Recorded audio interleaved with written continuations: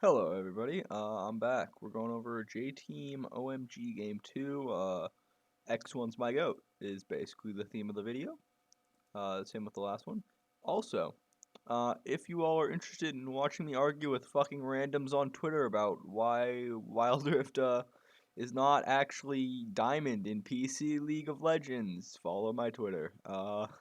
Yeah, I imagine you you all have come from there, but that's what I did today. Great fun. I love fucking idiots on Twitter. Can't stand anyone in the EU, by the way. These people are,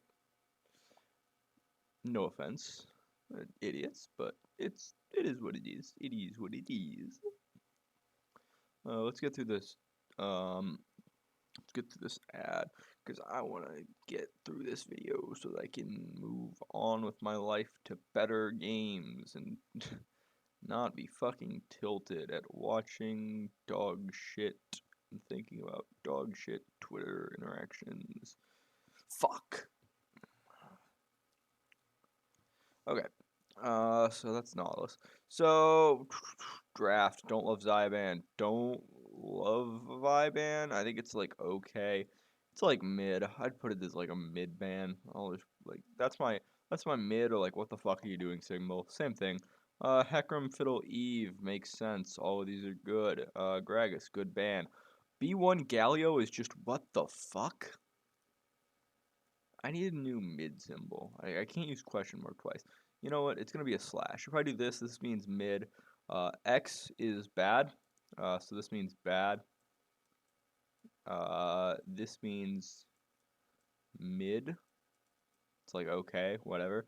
Mid, okay. Mid slash okay. And then check mark is good.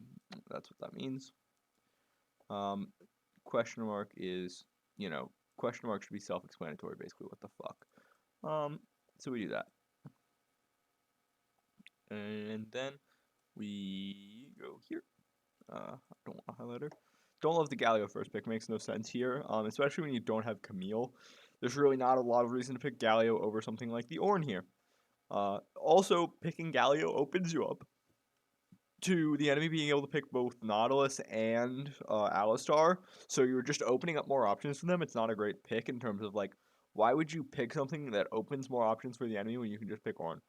I also don't love the Gragas ban, similarly for that. Like, Gragas is a good champion, so it makes sense. I'm not a huge fan of the Gragas ban on blue side unless you can't play Gragas, and if you can't play Gragas, get a new support. He's been meta for multiple years now. Jax Fiora up, don't love Camille.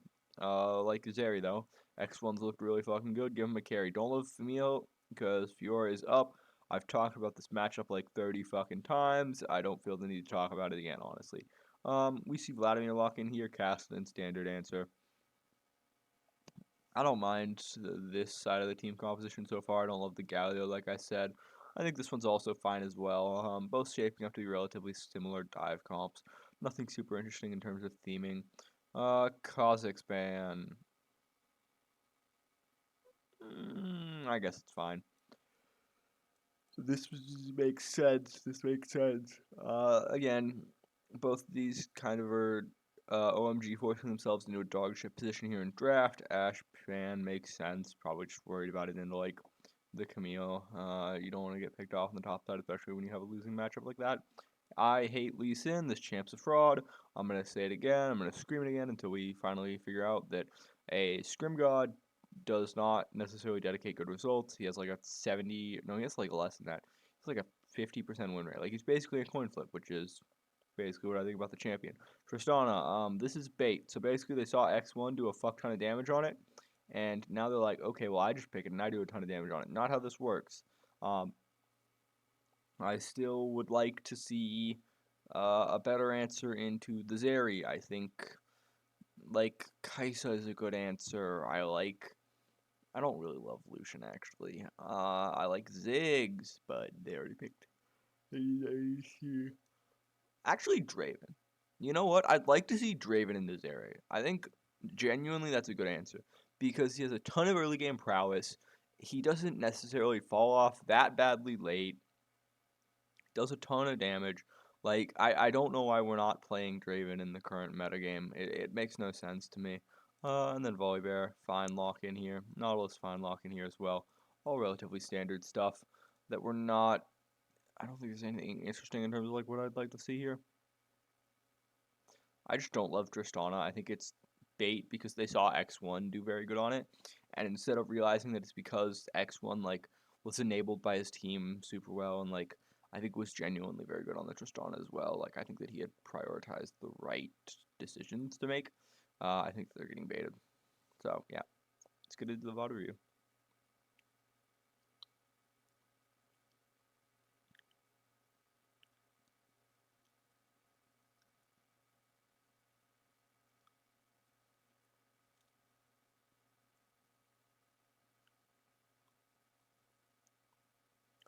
What do we got here?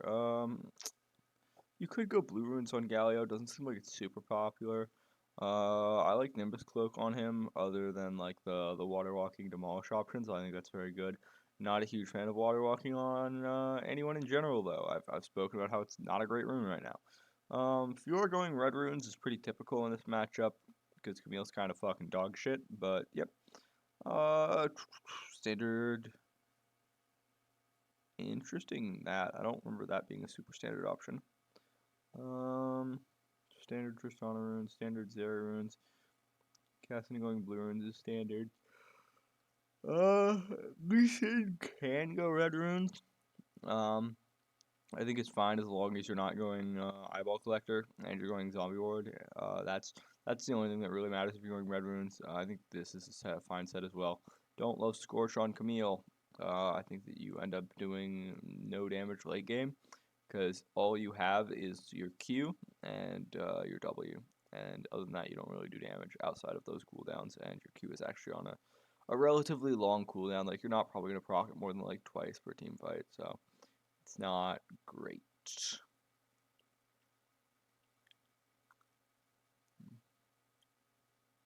See, like, Zeri is relatively weak early. I'd like to see somebody like a Draven getting picked that maybe they aren't 100% aware of the range of, that, like, can maybe, like, either, like, chip under tower, just do a bunch of chip damage from range safely.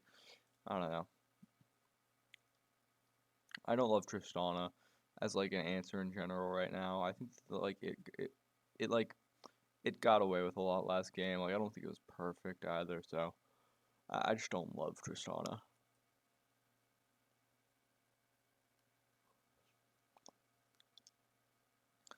I love picking a losing matchup where my top lane is going to get zoned off XP. Great fun. Great fun. Um, okay, well, he's just going to invade level 3. He was playing... This is like the second time he's done this, I think. I don't like it. It's really coin flippy. It's first of all, teams wise up to this sort of stuff really fast. It's really coin flippy, and um, like Inyan knows that this side of his jungle isn't cleared because I'm pretty sure he saw that he only has blue and red. So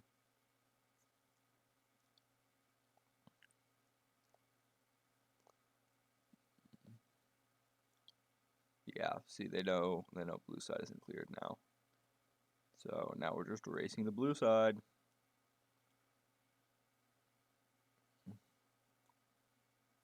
They're just trying to save time for Inyan. He can't get there. I mean, this is again, this is a good play by the bot lane here. So they get push, and then when they do get pushed, they're gonna invade here. Once they do that, they're gonna leash this blue buff over here, right? You see it was standing right there a few seconds ago. When you do that, and you know that he got a blue buff, you know that the only blue buff he could have gotten is yours. So it is now just a race down here. Unfortunately, in this scenario, Lee Sin does get there faster, being able to safeguard over this wall right here. And then Volibear, obviously not level 5, no movement abilities, so not able to get over there in time, right? Bit unfortunate. Um, yeah, like I said, I don't love this pathing from CF17. You can see that it's already being adapted to by OMG. And I think that like what he's doing is inconsistent at best and will not lead to results in the future because teams wise up to this sort of shit really fucking fast. Um, yeah, if you're gonna do this shit, do it on like an Evelyn or something that's actually good skirmishing early. Or like a Volibear actually. Um, yeah.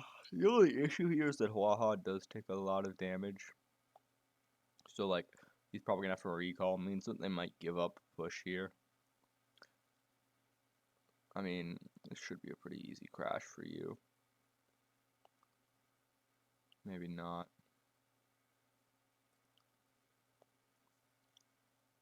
So they do get a plate mid because SMK does roam. There should be no threat of the dive here because Waha does have those two procs. They can actually freeze.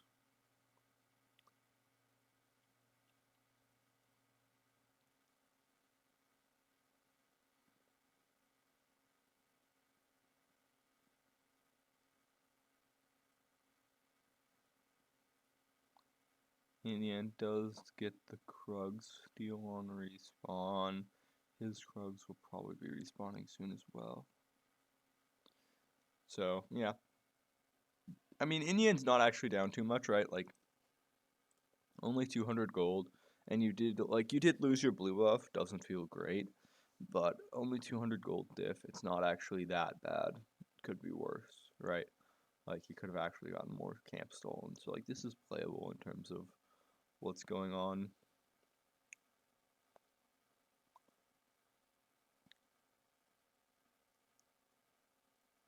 I mean, we'll see if SMK steps up too far.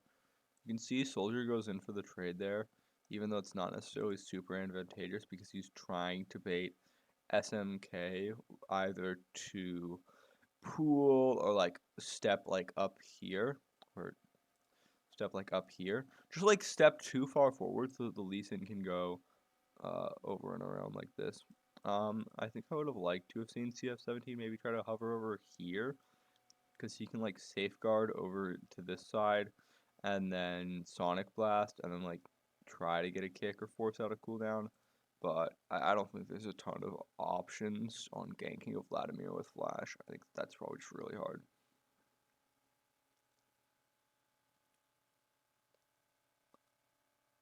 I swear to God, it feels like X1's Zeri just does more fucking damage than mine.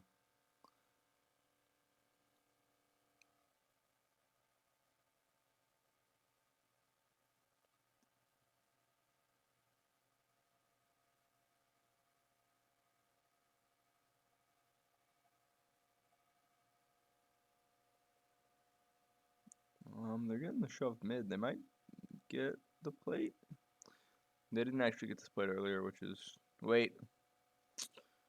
Ah, 2400 is plate gold. So they didn't actually get the plate earlier. And since it hits 2400 where there's nobody in local gold range, it means that gold just fucking disappears into thin air. So you can see right here, 2449, 2426, 2397. And you can see if I can actually get this frame right? As it ticks down, you can see that no one actually gets the gold. Although this is an awful fucking time to go into replay. Especially because literally nothing happened in this. Like, you can see that they just get the kill on a white cat, which is like, okay, cool, he was stepped up too far.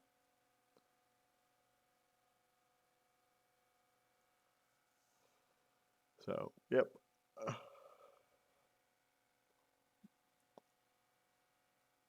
I hate the observers. I hate the observers. Back on the hater arc. Twitter has made me a hater. Like, I don't want to review the CLF because I feel like I'm just gonna end up being mean. But at the same time, I feel spiteful right now. I feel like an asshole. So you can see again the benefit of the movement speed there with the Galio. He's just kind of zooming around with the Nimbus cloak. He does burn flash there for not a lot. They also know Inian's here, right? Ward here, ward here. So they're not actually going to be trading with him.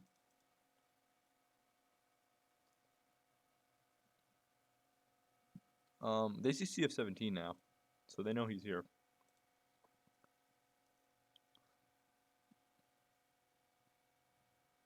And then again, they have, although he does destroy the ward, right? It's still very likely that he's here.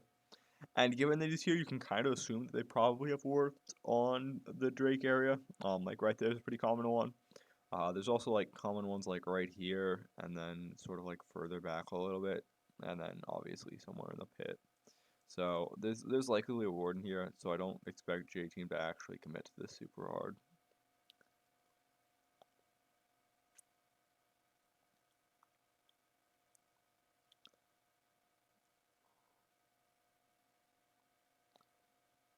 That's a nice kick. I'll give him that much.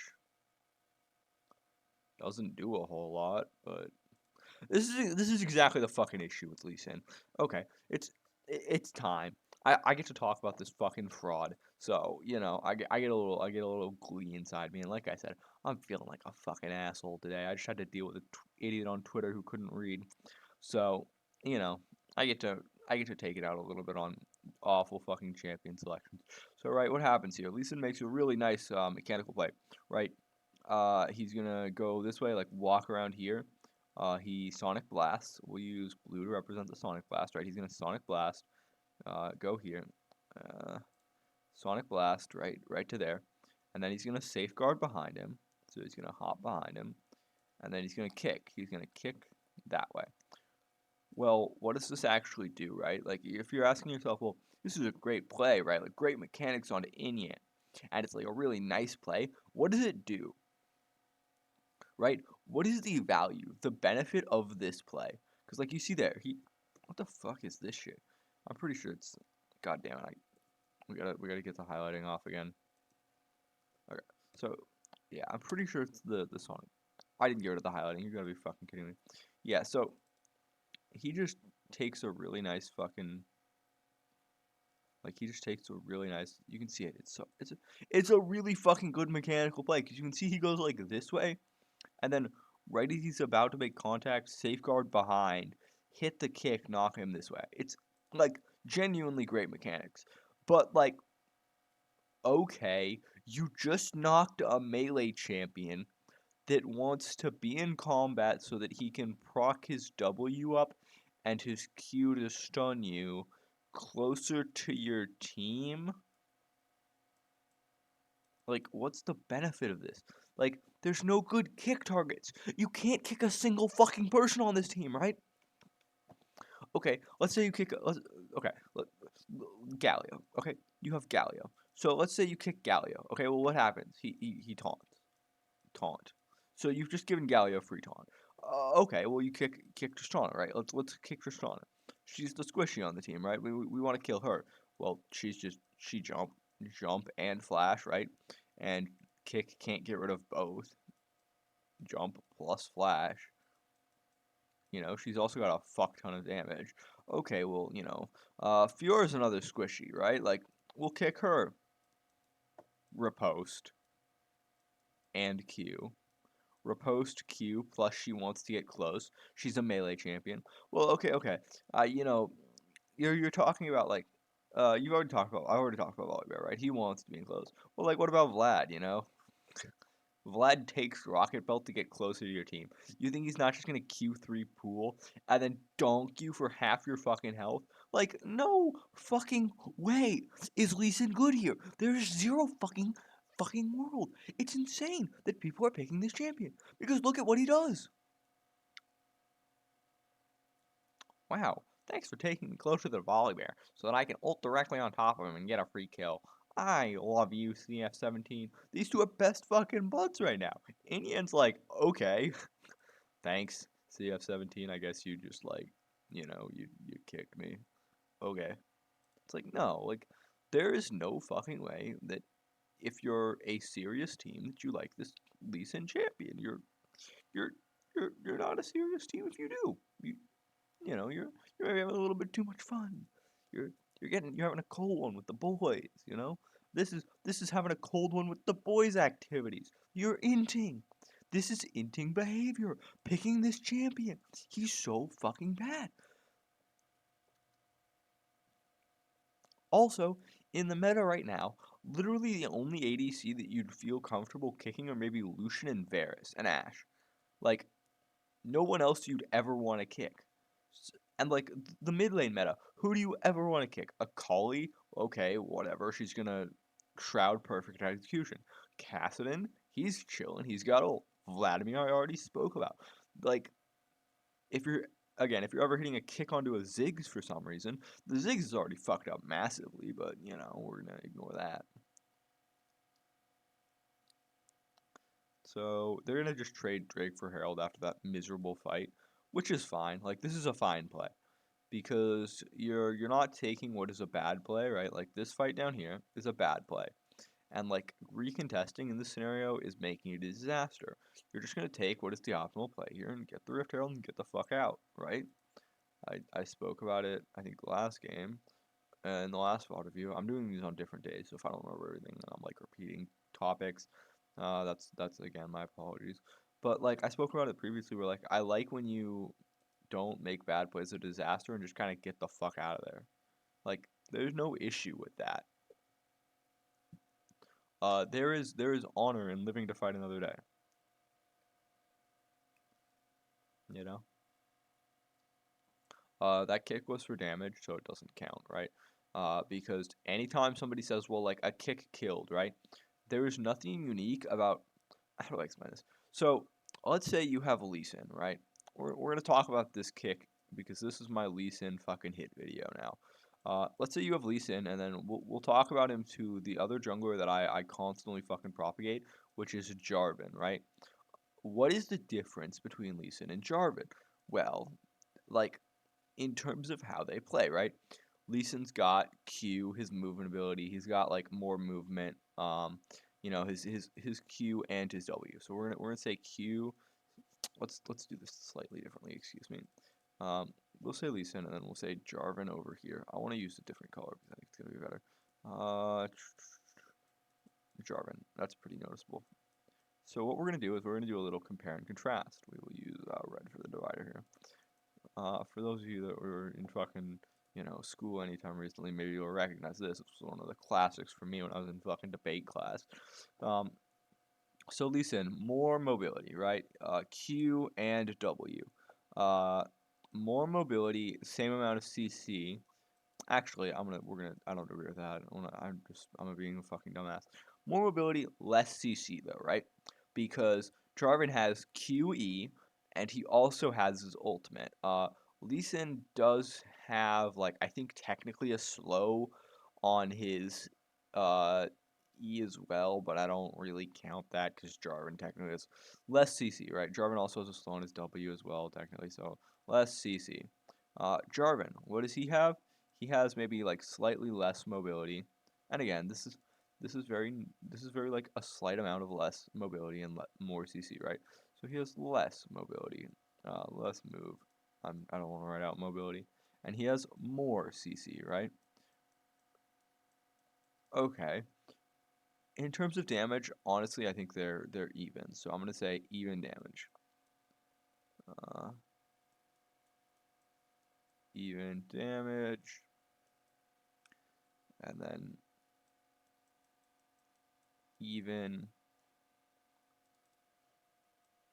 even damage. So when I say this thing is not unique to this champion, right? What do I mean? Well, unique traits to individual champions are the ones that the other champion does not have, right? So in this scenario, although it's very slight, a unique trait to Lee Sin would be more mobility, right? He gets around the map quicker. Maybe Jarvan doesn't make it to blue buff earlier, like we saw, and he ends up losing his blue buff, right?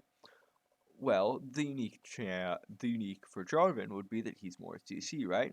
Maybe he has more of a time effective ganking, right? Like maybe his ultimate is better bot lane because you can lock down the Tristana, force her jump, and then the Nautilus is able to force her flash with an ultimate, and then you can repeat gank.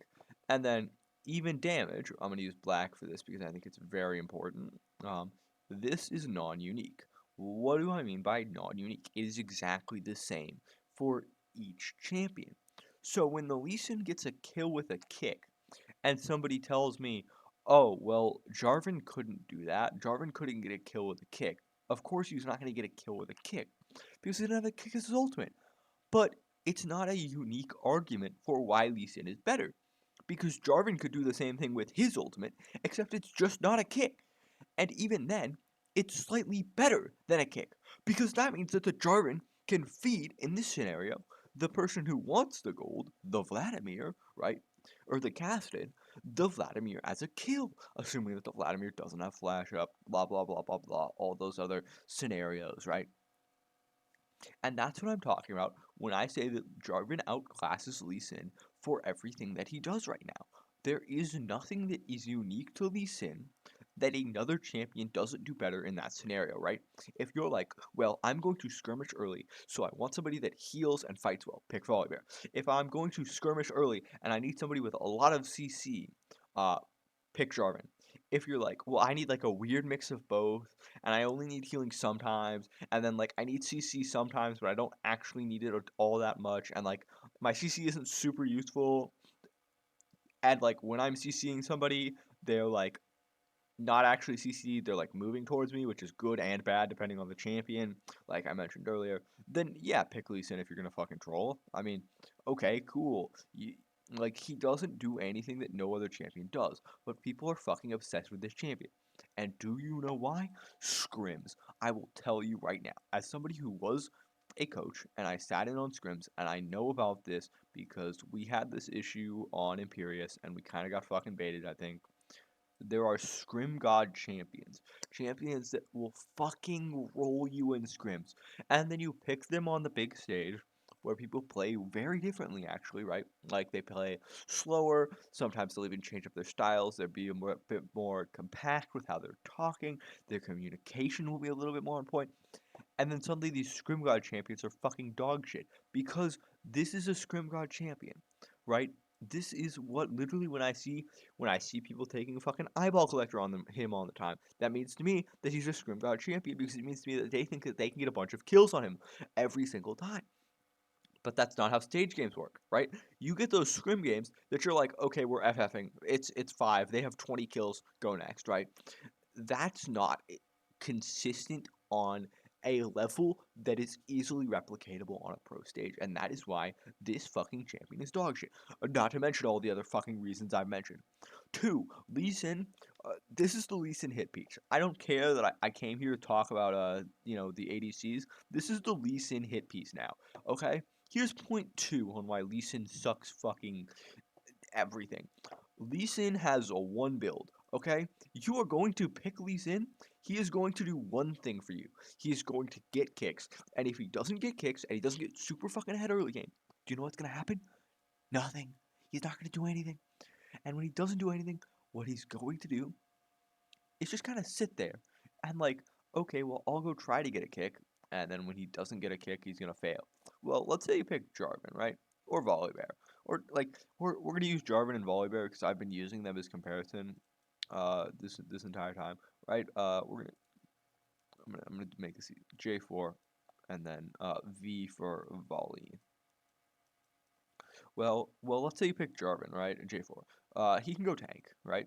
Well, okay, well that's just think about how how many different builds can Jarvan go, right? He can go tank. He can go lethality. I don't really love lethality, like I said. I think it's kind of ass right now. He can go it though if you need damage.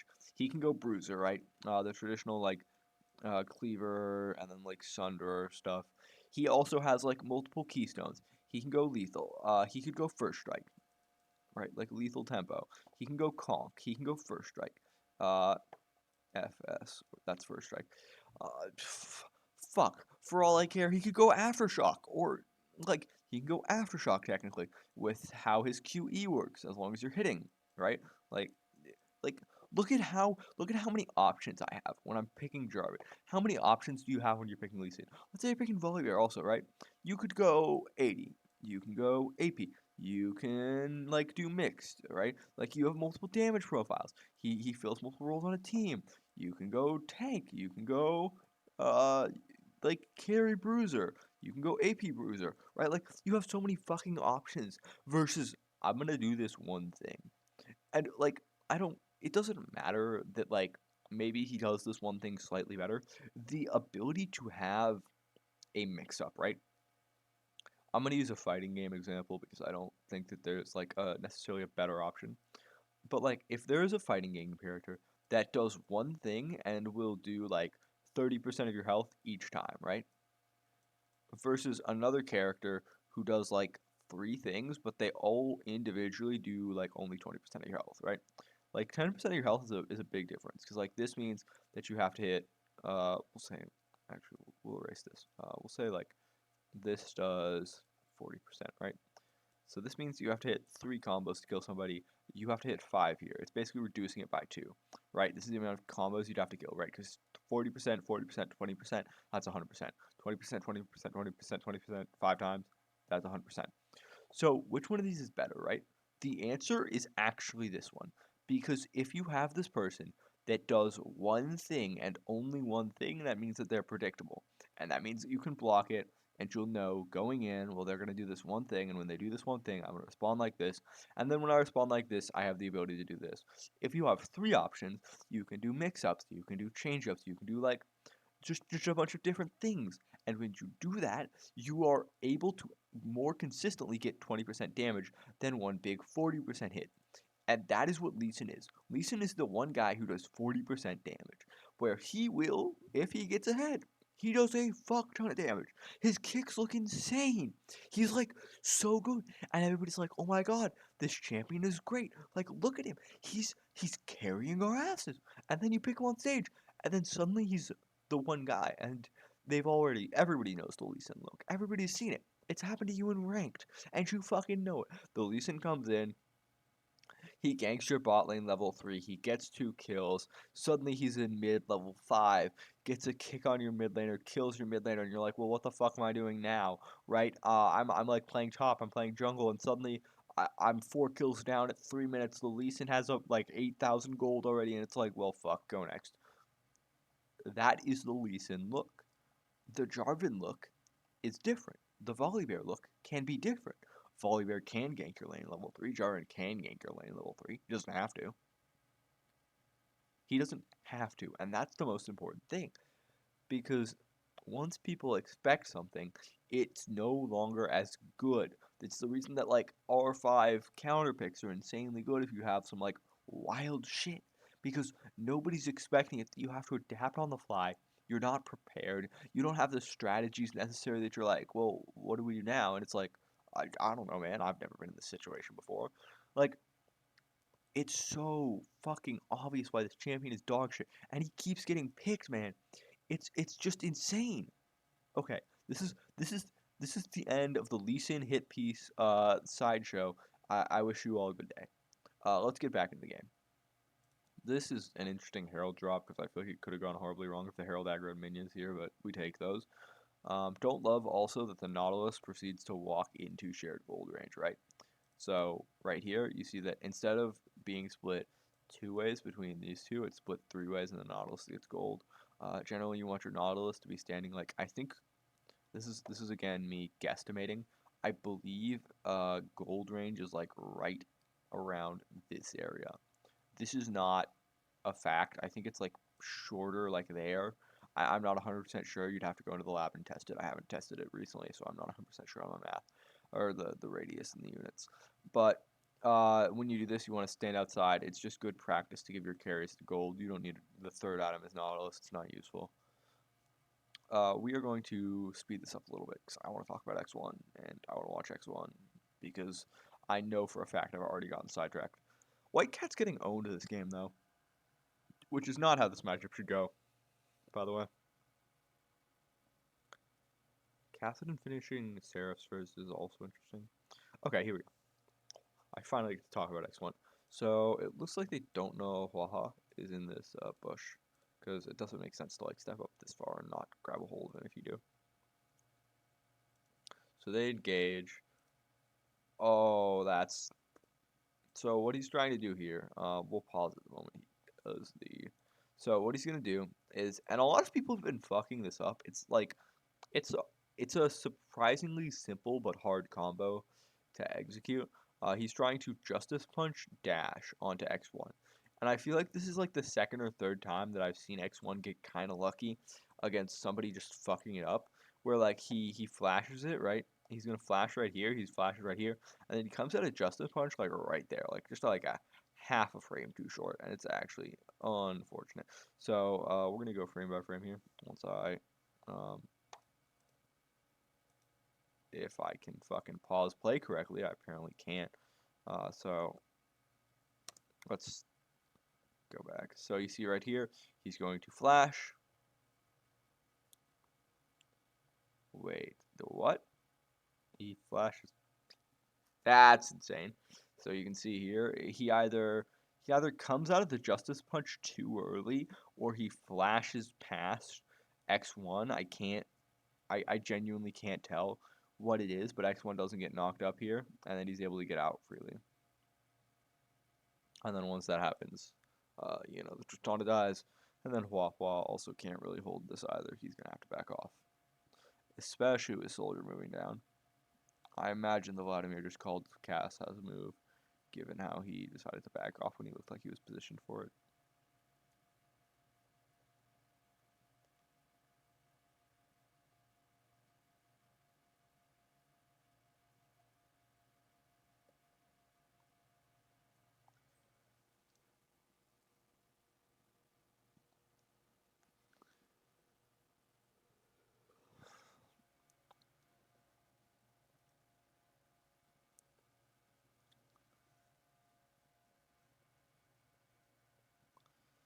Um, I mean, don't love to see Fiora losing by 900 gold.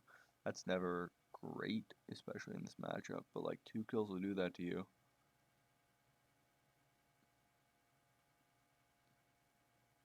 Also kind of insane that X1 is up gold here. I feel like he should definitely be down gold given the state of the lane, but I mean, like, him keeping it even already, like, that's like 300 gold on the Tristana. It's probably mostly the turret, but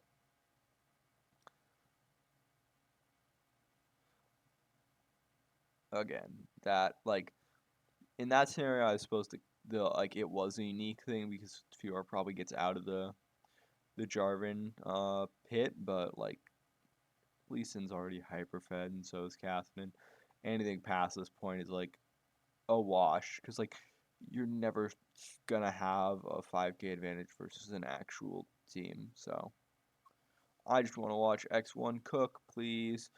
Can I get some X1 cooking, please, sir? Oh, maybe. Nope. No cooking.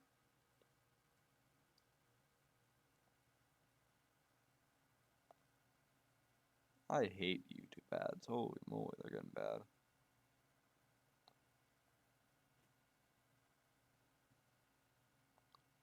Um.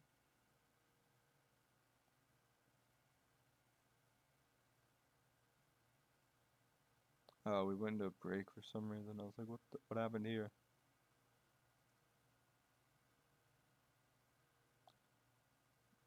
Looks like they're gonna move top lane as well. This is just again good macro.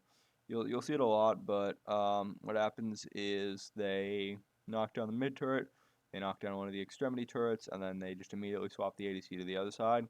And once you do so, you put pressure on that side as well. Have the other side play weak side. Normal stuff. So yeah, just good simple macro so far. I don't know. There's nothing impressive about this JT team to me. They just seem to like play pretty well in the early game, and then once they hit the late game, they just let their ADC cook, which is fair. See what happens in bot, because that's gonna be the most interesting point right here. Guess the Camille just drives by Lee Sin, like.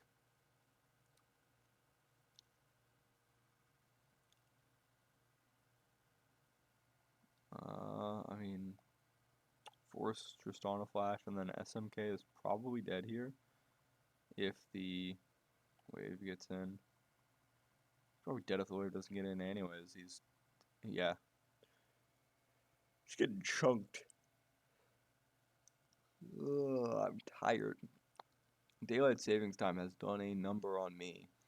I'm going to watch X1 cook. If there's no X1 cooking in this game, we are going to move on.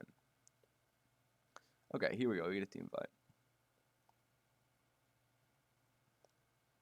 Um,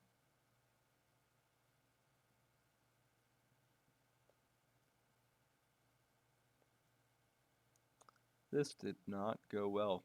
I mean, it just looked like normally I'm like, oh, X1's positioning very well to do damage, but like I think that he's not positioned to do damage here, and it's why I think DY and CF17's decisions in this fight make no sense. As well as I don't love Soldier's decision making here, but yeah.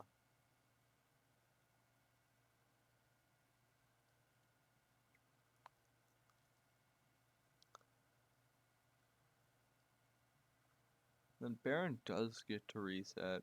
They also get a kill onto the volley bear. So I mean, it's a really good fight for OMG so far. I feel like J Team should have closed this game out already. Like, shouldn't have come this close to begin with.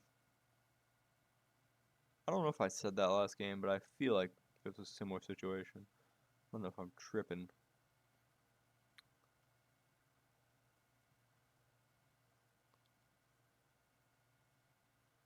I don't know if that's a bit of an overheat or not. I don't know if trading ADCs 1 for 1 in there is worth, but I think this is just a bit over aggressive from you here. Again, I really do like the X1 movement here because like you can just see how I think DY does an excellent job as well. Like again, give credit to him for playing the way he played, but I think that he's just kind of face tanking this very well, and they kind of focus him and accept that they're gonna get the kill there, and then X1 is just willing to trade 1 for 1 with the Tristana, which I think is actually worth it because the Tristana had a shutdown and he didn't. So never gonna complain about getting 300 more gold than the enemy.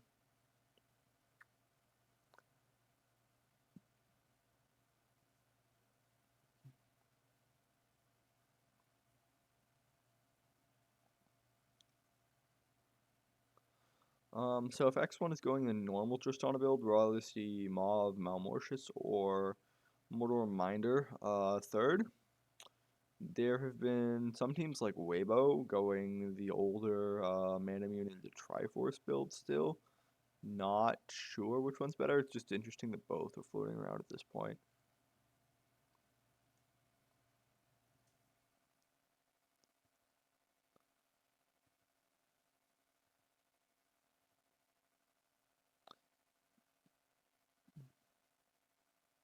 Interesting. The Tristana's, yeah, I agree with the Tristana. Like, she has definitely had more impact, at least in how I think she's played. So I like to see that, you know, she's ahead. Wow, look at what a valuable kick that was. Surely we'll get to see much more of that from everyone's favorite blind man.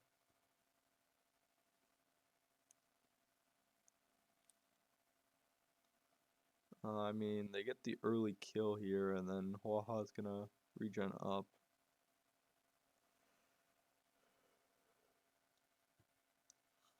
Okay.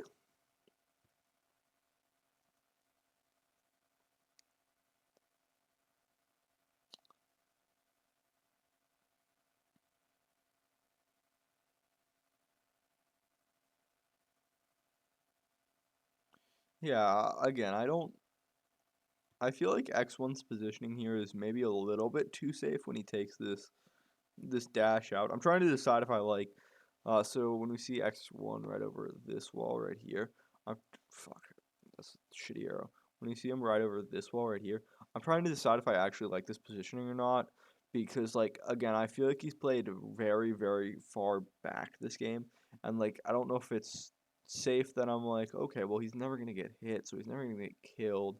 But it's also like maybe a little bit too safe to where like you do need to get to within a certain range to actually do damage. And so I don't love his positioning here. Like I think that this is a bit risky for me. I think that it's nice because it does end up actually saving Soldier's life for a little bit. But yeah, like it does end up letting Soldier get out, which is valuable. But I don't know if it's actually that useful. I also I hate when. So if people are chasing you this way, never, ever recall in this bush. Why? Because it's literally the most obvious thing ever, man. I I know that if I chase anyone out of this bush or like through here, you got to make sure A that they didn't run down this way for some reason, right? but B, you check this bush every single time. It's the most obvious spot in the world, and you get yeah you get canceled every time there.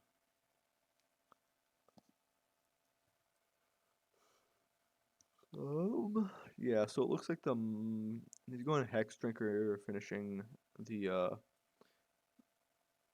Hex Drinker just for the MR. Again, it's not a bad amount of AD. I think it's something like 20, so it's like okay AD. And then Maw for you get that armor penetration, you get that anti heal, as well as that 5% crit. That sweet crit percentage is super valuable. I've spoken about it on Twitter multiple times, but I really like Mauve while Mortius as an option over literally every other single Grievous Wounds option, because I don't think Grievous Wounds is actually that valuable, and I think that the value Maw provides just outside of it is a lot more in terms of like the armor penetration and the crit. I think is a lot of value. So yeah.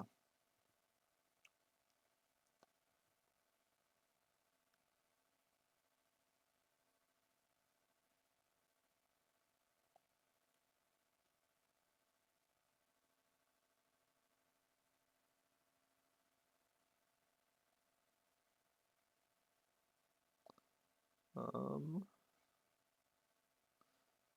I've really not liked White Cat this game. I think that he's been a liability. I don't know if I was saying that last as well, but I feel like I've said that a lot. I just don't like how he's playing. Like, I feel like this OMG core, like, White Cat's been around for a while. I think SMK has been around for a while as well. I don't love this OMG team. It feels really, like, subpar for what I'm looking for. They just get Elder Drake for free here, and it's like, what the fuck is going on? Like, this because like Soldier gets the Fiora chunks for free, and that leads to them getting caught out with the Volibear. The Volibear has to retreat, and it's like a bunch of series that start because White Cat sort of lets himself get caught out, and they also get the Vladimir. It's like can't let yourself be getting picked like that, especially post 18 minutes, right? Elder Drake is up. I don't know, bad fundamentals there from good old OMG, and then yeah, the nice thing about this is the game is definitely fucking over. Wait, why didn't they get Baron? What the fuck happened here? They just decide to retreat. They don't get any kills. Oh, 600 below. So, probably not worth it.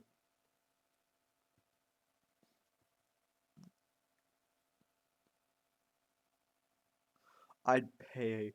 I'd love to know how much. I'd love to know how much healing is actually fucking reduced. Because I'd bet you pre 15 minutes, it was probably like less than 200. Like, just looking at the numbers in PC League, there is no way that they are that different with how like healing and healing reduction is calculated. There's no way it's that much of a difference that like Camille and like Grievous Wounds are suddenly that much better, or like any Grievous Wounds are that much better in general. So I don't know.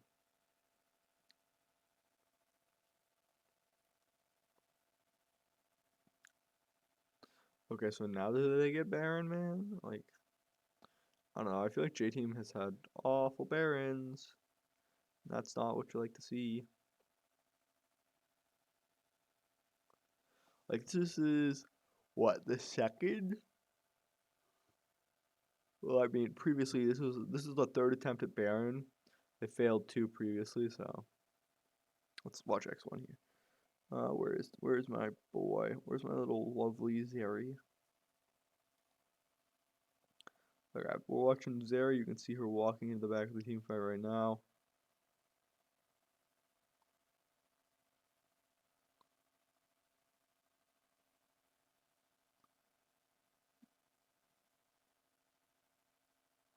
Again, just it's just such good micro team fight navigation.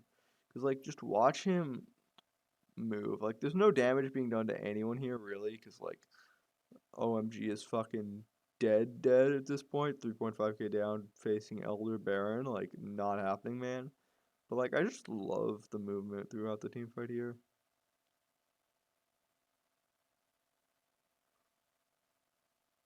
Also helps that he doesn't take turret shots, but, I'll take what I can get because I really do like his movement within team fights. End of the game. Cool. What? Who is that? Which one of them is that? Who's got that little fucking jump? I think that's Hua Hua.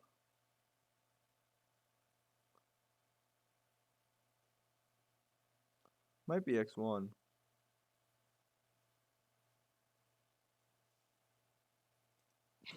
I do like the jump.